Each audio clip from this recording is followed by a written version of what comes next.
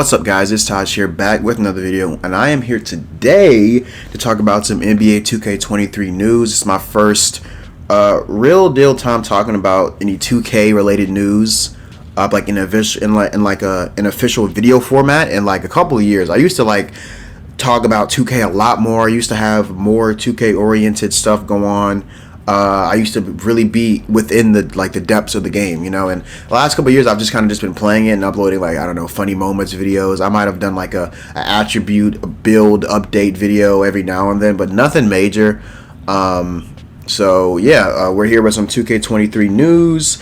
They dropped a lot of new news today about badges, badge removal, new features to the dunk meter. We've got a lot of new pro stick features. So without further ado, let's jump into all the details right now. As I said previously, we've got a slew of upgraded things. Upgraded Pro Stick. The most obvious upgrade is the addition of new gesture combos to the Pro Stick. Internally, we refer to the new mechanics as double throws, flicking the Pro Stick in a direction, letting it go back to center, then quickly moving the Pro Stick back in the same direction. And switchbacks, flicking the Pro Stick in a direction, letting it center, and then quickly moving the Pro Stick in the opposite direction. These new gestures introduce a lot of new weapons for both shooting and ball handling. So we've got a lot of new pro stick mechanics. I remember initially when they started doing a lot of different things with the pro stick back in 17, because for me my first 2K was 16 and I got it in February, so all of that was new to me. But once they started to expand on dribbling and being able to combo into things, things just got overwhelming, but in the best possible way, just having a slew of new things to really do. So double throws and switchbacks definitely sound interesting. It sounds a little overwhelming to an extent, but I'm sure once everyone gets their hands on it, they'll be able to really get a full grasp of it, and it might be really fun.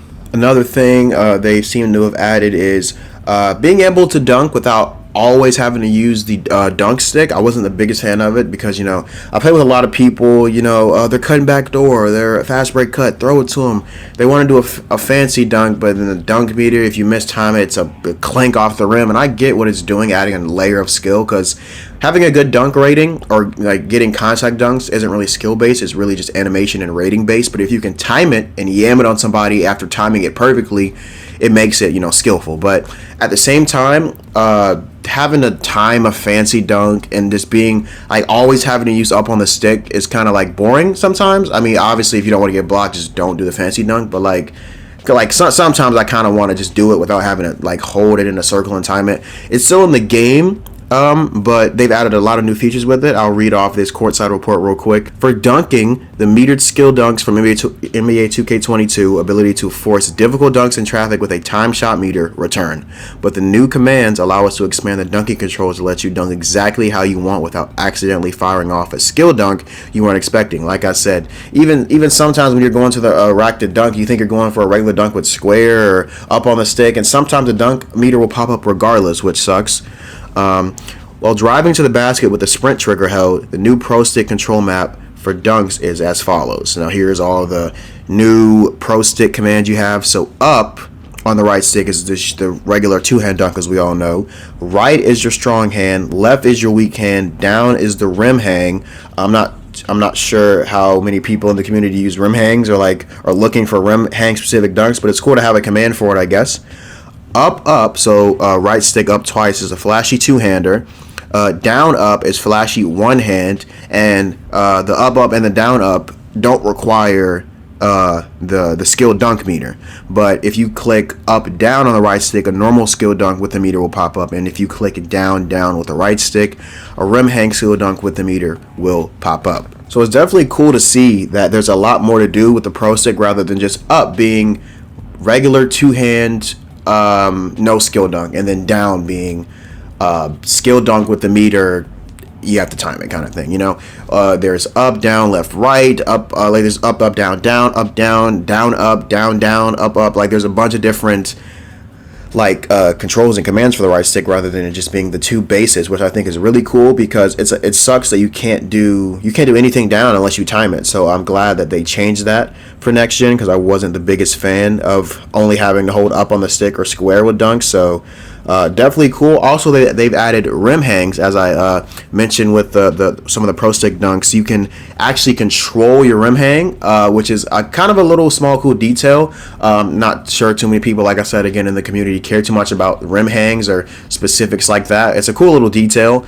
Being able to hang, you can, like, I guess, kind of control your sway on the rim, or you can control how long you hang on. And they've added a cool little feature, like if you do it in NBA games, you'll get a tech, because obviously they call it techs if you hang on the rim for unnecessary amounts of time and stuff like that. So definitely a cool little feature. It's cool for the people who pay attention to detail. It's awesome to see new ways you can dunk and different mechanics with it. So definitely a welcome upgrade, I feel like. For slashers who want to finish with a little more finesse, double throw gestures are used for hop step layups, while switchback gestures are used for euro step and cradle layups, which feels very natural. A simple hold left or right will perform an all new set of quick scoop layups. These are great, especially for small guards who want to quickly flip the ball up around defenders before they can react and block the shot. Another cool thing, they added in scoop layups. They might have been in the game before, but I don't know if you can intentionally do them. It was just kind of part of a layup package. So it's cool to see that slashers are getting more love. They said here in the courtside report that a lot of perimeter guys or smaller guards who can beat the bigger defenders were doing a lot of damage in 22. So it's cool to have slashers get love, because I feel like slashers is like one of the most fun builds, bro. Like being able to just run to the rack and not necessarily rim run every play, but for the skilled slashers who know when to take layups and know when to take the good ones, and you know what I mean, like can finesse their way to the rim, giving them more leeway, not necessarily leeway, but giving them more ability to do more is so cool. So I really do rock with that. The hook, the hook layups, the hop steps with the switchbacks and the double throws. Definitely interested to see how that works out, because it seems very vast, like the amount you can do with that stick. So hopefully for anyone who's making a slasher, they can get those controls down and know which moves are what, and pull off some pretty cool looking stuff. They've also added in a bunch of new layup packages for both gens, new gen and current gen, including Devin Booker, Joel Embiid, Allen Iverson, Magic Johnson, Nikola Jokic, Zach LaVine, John Morant, Sue Bird, Diana Taurasi, and more. Always welcome. Love some new animations, especially of the likes of a Magic Johnson, a Jokic, a D Book, guys that can really lay the ball in. Zach LaVine, John Morant, pretty awesome there. Also says here in the courtside report, for post players, double throws can be used for post drop steps and hop shots. Switchback gestures will give you shimmy shots and hooks. There are a bunch of new signature post shots and hooks to choose from this year as well.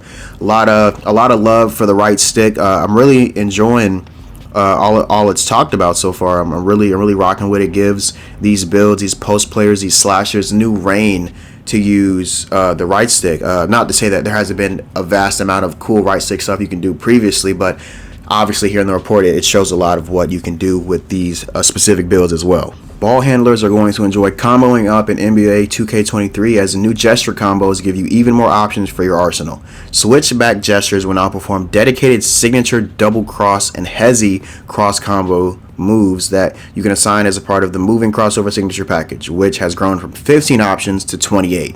Learning the speed of your stick throws and timing of your signature animations is especially important now, putting a lot of pressure on the part of making sure you use the moves in the right context, not just doing moves for the sake of doing them.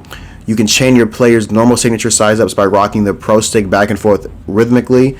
Rapid double throws will give you the aforementioned new combos, and flicking the pro stick back and forth repeatedly will give you a whole different set of animations called signature combos that look incredible. Again, expanding on the right stick, love it. It's not just tailored towards those builds I mentioned previously, like the post players and the slashers. Obviously dribbling with the right stick is going to get overhauled and added a bunch of new stuff to it as well. Another major dribbling change is the introduction of attacking size-ups.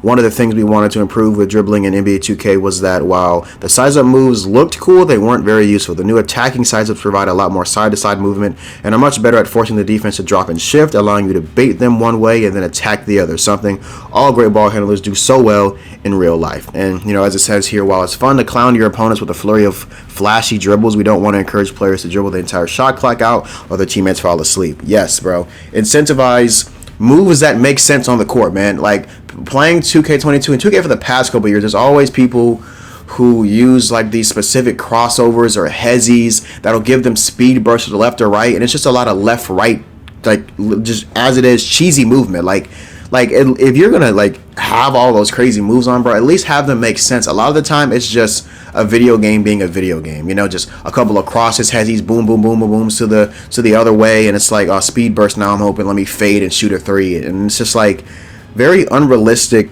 dribbling, and it's just like it's never been too appealing to me. And like the whole like dribble god and whatever thing, like, bro, like I've seen a couple clips in the past couple weeks of people like actually like dribbling, and it just looks so like smooth, like using moves that will like logically get you open, other than just hezzy this way, cross, run this way, you know what I'm saying? Like hit me with a cross behind the back, if I'm riding your hip, snatch back, you know what I'm saying? I'm gonna jump on the pump fake, drop to the rim leg. I'm just giving an example, bro. Obviously it's a video game, it's not gonna be exactly like real life. You want to have a little bit of fun in the game and be able to do moves you obviously couldn't do in real life. And it's not all about logic, but a game that's, you know, mimicked to emulate simulation at its peak could hopefully do with realistic dribbles and people not just over dribbling and wasting the shot clock, wasting stamina. You know, use your moves for good, bro. Like use them to get open. Don't use them for the sake of just showing them off and being like, look what I can do, you know. Like actually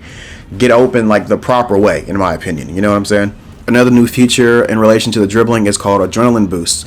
Another new feature to prevent over dribbling is the concept of adrenaline boost. There are 3 available boosts per player per possession, shown as 3 small bars under the stamina meter. And here on the courtside report, I'll link it in the description, is a clip of Lonzo dribbling. They have him over dribbling, and the 3 bars go down. So again, as I said before, use your moves for good, bro. Use them with efficiency. Use them in the right manner. Don't just use them for the sake of using them, because when it comes down to it, you will be out of stamina by the time you get open spamming those dribble moves.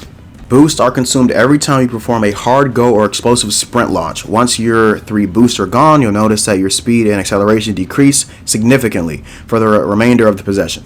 As with dribble combos, it's important to play smart basketball and be efficient, yes, efficient with your movement rather than zigzagging back and forth, aimlessly trying to get around the defense. Again, as I said, reiterating it, like don't just do moves for the sake of doing them because you have them equipped. Like actually use moves correctly that will get you open. It's not hard, bro. It's a shame that the game's been plagued with that shit for years, bro. You could be playing elite defense for like 20 seconds out of shot clock and down to the last 4, and after dribbling the whole shot clock, somehow regains a bit of stamina, left, right, hezzy, speed boost, fade away, green 3 or something like that, bro. Something of that caliber, and it's such a shame. But as it says here, it looks like that's being slightly penalized. You know, actually use moves correctly and in the right manner. Just don't just use them for the sake of using them. Actually get open with them correctly. Shooting also gets some nice upgrades for 2K23 and NBA 2K22. Success from the outside was heavily weighted toward coverage. If you can get an open look, you could balance out poor ratings and inaccurate timing. This year, we wanted a more authentic shooting model that captures the essence of a great NBA shooter's capabilities. The first major change is the addition of shooting attributes. Since the inception of signature jump shots in 2K basketball, animations have been more or less aesthetic, but functionally the same. This year, each signature jump shot has unique shooting stats that help determine its effectiveness. Shot speed, how quickly the shot gets to its ideal release point or release height, how high the shot is released, defensive immunity, how effective the shot is against defensive contests, and timing impact. Adjust the shot windows to reward good timing at the cost of an increased penalty for bad timing. We're also adding a huge number of shot animations to choose from, over double the amount of any previous version of 2K, and they're much more accurate at each player's real-life jumper. For my player, shot animations will be gated by shooting ratings, so you'll have to play around with all the options to figure out what works best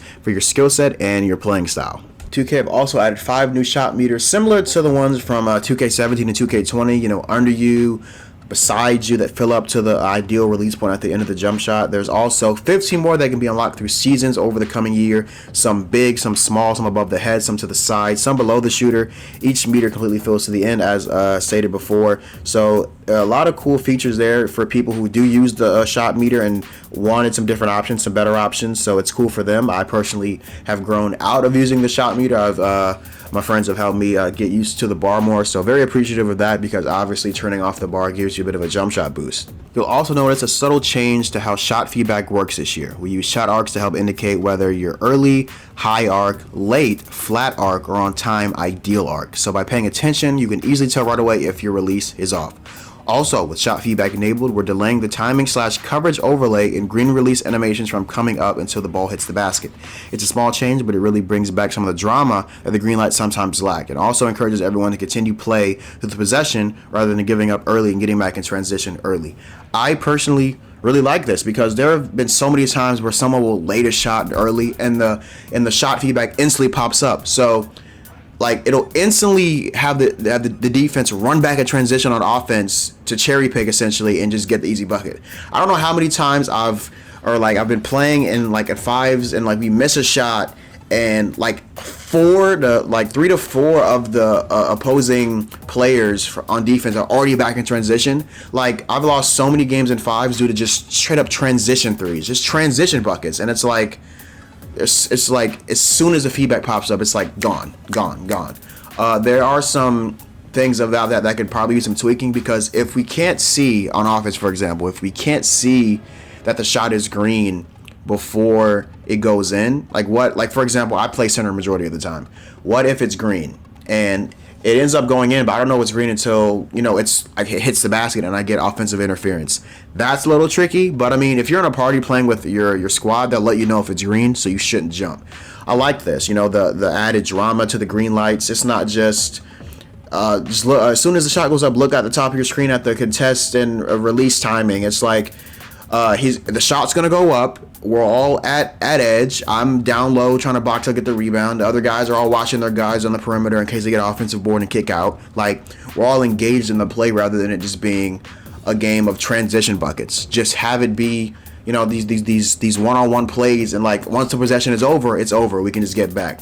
It's not necessarily limiting transition points, because you can still get transition points, but like, it was so consistent in 22 that this change, I feel like, is gonna be a huge difference for how the game flows, specifically in fives, in my opinion. So definitely loving that, having that delayed timing / coverage release window that we can just deal with ourselves when it eventually pops up once the shot goes in or misses. Last little bit to read up on the offensive side of the ball for NBA 2K23. For the playmakers out there, you'll find some new tools at your disposal as well. The lead to basket pass makes a return to new gen, so that it works the same way as current gen. I actually had no idea that it didn't work or it wasn't in the game in next gen, so that's a added addition that I didn't know needed to be added back in, allowing you to simply press and hold Y or triangle, depending on your console, to get your receiver to cut to the basket and release the button to throw the pass. Another alternative is the new spot up pass mechanic, which sounds very interesting.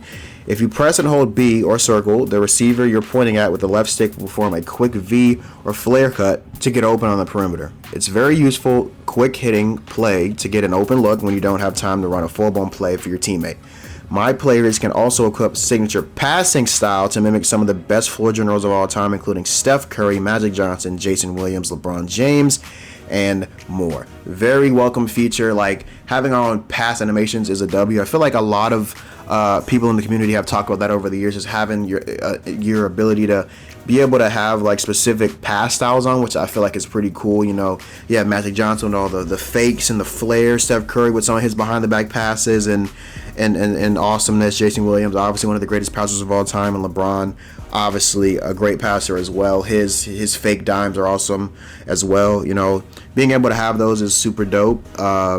Definitely looking forward to equipping those to some of my players. I like when I'm center, I usually have a more pass-oriented defense gameplay. I don't really tend to work on the offensive side of the ball. I mean, I have a little more as I've gotten my jump shot timing better without the bar. I've gotten a lot better with that. So definitely looking to make a Jokic type build. Hopefully his passes are in the game, because it doesn't say that his passes are here. I know he has a layup animation, but they don't mention his passes here, but it does say and more. So definitely looking forward to that. Whether you prefer to drive the lane, back defenders down in the post, or spot up from behind the arc, NBA 2K23 offers a wide variety of tools that cater to your offensive game plan. I think that's what I'll do it for this first half of the video. There's like a no whole other side defensively, obviously, and badges that are removed and added in. So I'll definitely have a second video for that. But for this first video, let me know what you guys think in the comments about all the like offensive variations we have, all the pro stick actions. We've got, new pass animations, new layup animations, just all new stuff. I know a lot of the time every year people say it's the same game, or regardless of what they change, nothing will really ever change. There's no telling, bro. I feel like as basketball fans, as fans of this organization for so many years, obviously we have our gripes with it, but at the end of the day, bro, we're all just looking to have fun playing a basketball game. And every year, that's all I can really ask for. Hopefully this game has some redeemable qualities. I'm looking forward to playing it. Obviously already pre-ordered. Got the championship edition for that league pass. Definitely needed that. But again, guys, let me know what you guys think of the offensive changes. In the next video, I'll be talking about the defensive gameplay and some of the badges that were added and taken away. So yeah, let me know what you guys think in the comments. Hope you all enjoyed. Catch you in the next one. It's Taj, and I will see you guys later.